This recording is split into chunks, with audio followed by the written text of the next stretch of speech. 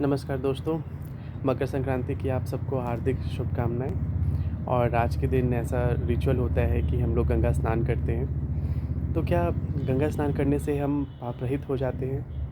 माँ गंगा पाप नाशनी है, लेकिन अपराध नाशनी नहीं है।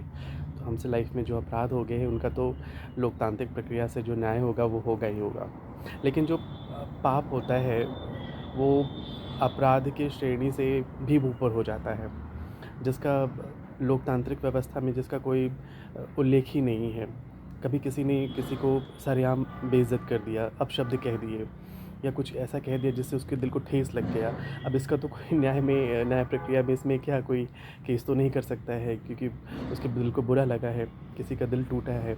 अब इसमें क्या वो केस करेगा? लेकिन हाँ, ये सब जो श्रेणी में जो ये सब जो चीज़ें होती हैं, ये पाप के श्रेणी में फिर आ जाती हैं। चलते फिरते हमारे पाँव के नीचे कीड़े मकोड़े आ जाते हैं, मूक जानवरों का हम बलि दे देते हैं। तो ये सारी जो चीज़ें होती हैं ये पाप बोध कराती हैं। तो इन्हीं पाप बोध से जब हम ग्रसित हो जाते हैं तो हम चाहते हैं कि कोई ऐसा मार्ग मिले जिससे हम इनसे मुक्ति पा लें। तो गंगा को इसलिए ऐसा माना गया है कि वहाँ पे स्नान करने से पाप से मुक्ति मिल जाती है। तो असल में वो पाप से किसी तरह से आपको मुक्ति नहीं मिलती है, लेकिन हाँ, आपका एक सबकॉन्शियस माइंड ये सोच लेता है कि हाँ, आगे से मुझे ये गलती नहीं करना है। क्योंकि जब हम पाप धोने के लिए आते हैं तो एक तरह से हम उस पाप को हम जान रहे हो कि ये हमसे गलती हो चुकी है।